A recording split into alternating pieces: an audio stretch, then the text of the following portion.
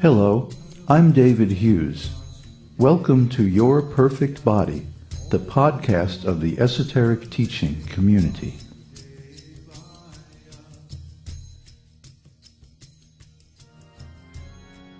Today's selection is an essay entitled The Gate of Liberation, Part 2.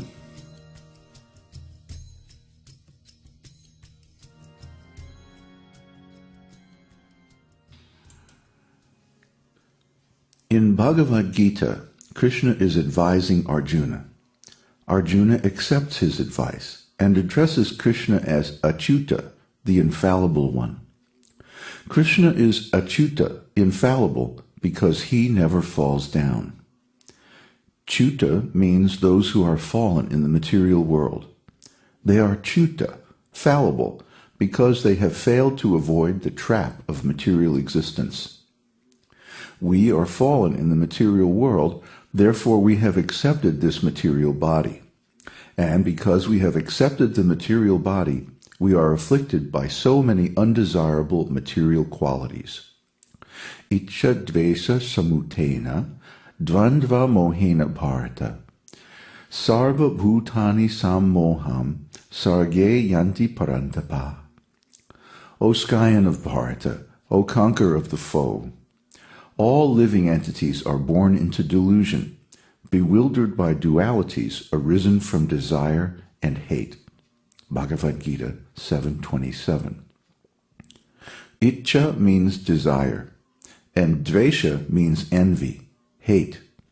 Iccha dvesha samutena. When we become envious of Krishna and we want to enjoy this material world, then we come to this material creation.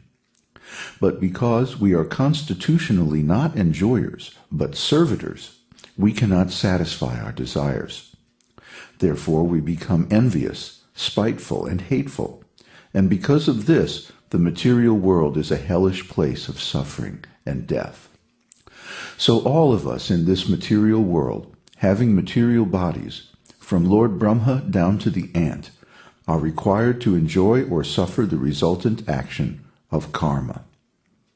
It's stated in the esoteric teaching, Yas tvindra gopam atavendra maho svakarma bandhanurupa phalabhajanamattanoti karmani nirdahati kintu chabhakti bhajam govindam adipurusham tammaham bhajami. He impartially ordains for each living entity the due enjoyment of the fruits of their activities, for all those who walk in the path of work in accordance with the chain of their previously performed works, no less in the case of the tiny Indragopa germ than in that of Indra, king of the Devas. I therefore adore the primeval Lord Govinda, who burns to the roots all the karma of those who are imbued with devotion for him. Brahma Samhita 554. There is a germ called in Sanskrit Indragopa. It is a microbe so small that you cannot see it with the naked eye. This microbe is called Indra, and there is another Indra, the king of heaven. So the Brahma Samhita says, Yas tu Indragopa. Beginning from this Indragopa germ up to the king of heaven, everyone is subjected to enjoy or suffer the resultant action of his karma. By the resultant action of karma, material cause and effect, one jiva soul has become the king of heaven, and by karma, another jiva soul has become a microscopic Indragopa. This is material existence.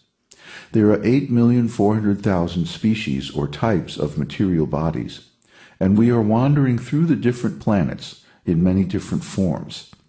This is the material world, samsara. And in the material world, whatever form we may have, we have got attachment and identification with that body. Therefore, we are under the impression that I am this body. That is the material conception of life, or the material ontology. So, in the beginning of Bhagavad-gita, Arjuna was apparently overwhelmed by material consciousness. In the battlefield, he identified himself as the body. He thought that he belonged to the Kuru dynasty, and all his family and relatives were there to fight. On one side, his brothers, and on the other side, his cousins, nephews, grandfather, and guru.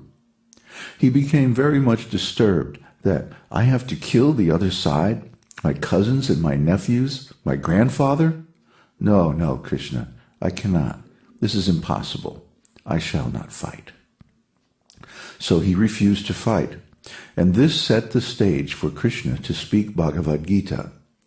Arjuna played the part of a conditioned soul under the impression that he is the material body.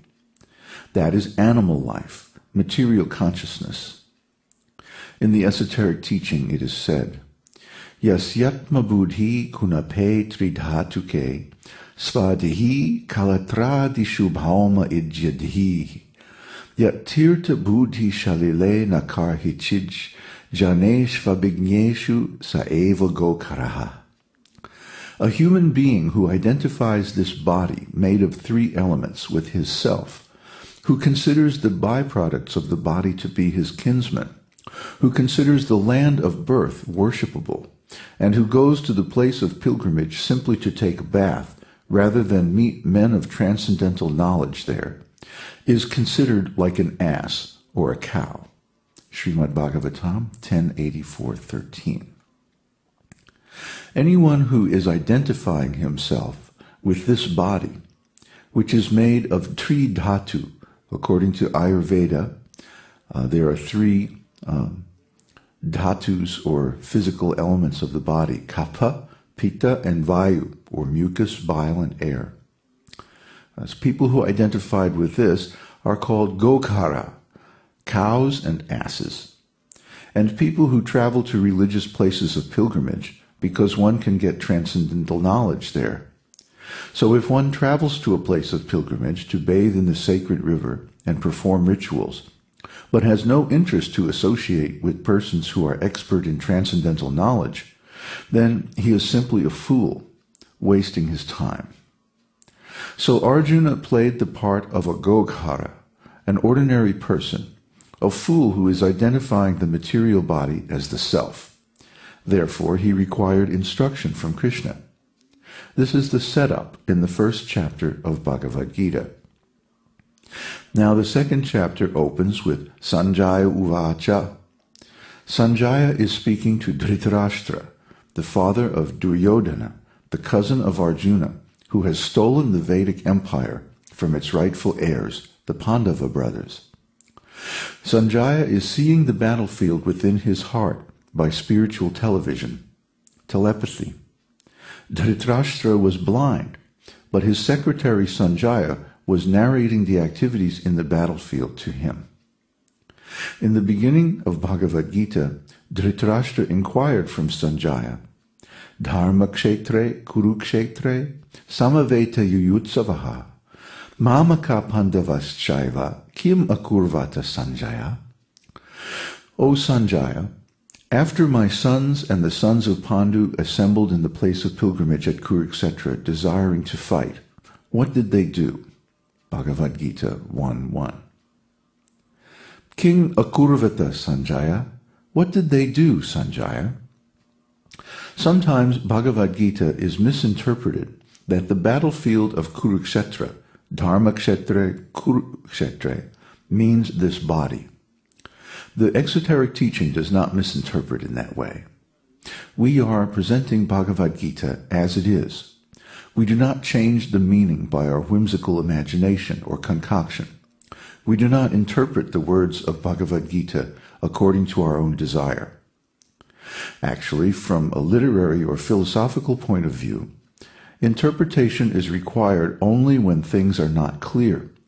In a court of law, for example, when the terms of the law are not very clear in the particular case, the lawyers try to interpret the law before the judge, and he passes a verdict. In the same way, amongst learned scholars, interpretation is required only when the original text is ambiguous. But interpretation is unnecessary when things are clear. Just like there is no need of a light to see the sun. The sun is self-effulgent. Similarly, Bhagavad-gita is perfectly clear and self-effulgent. Kurukshetra is an actual place in northwestern India where traditionally the Kuru kings would go to perform religious sacrifices. So there is no need of interpretation. This misinterpretation has kept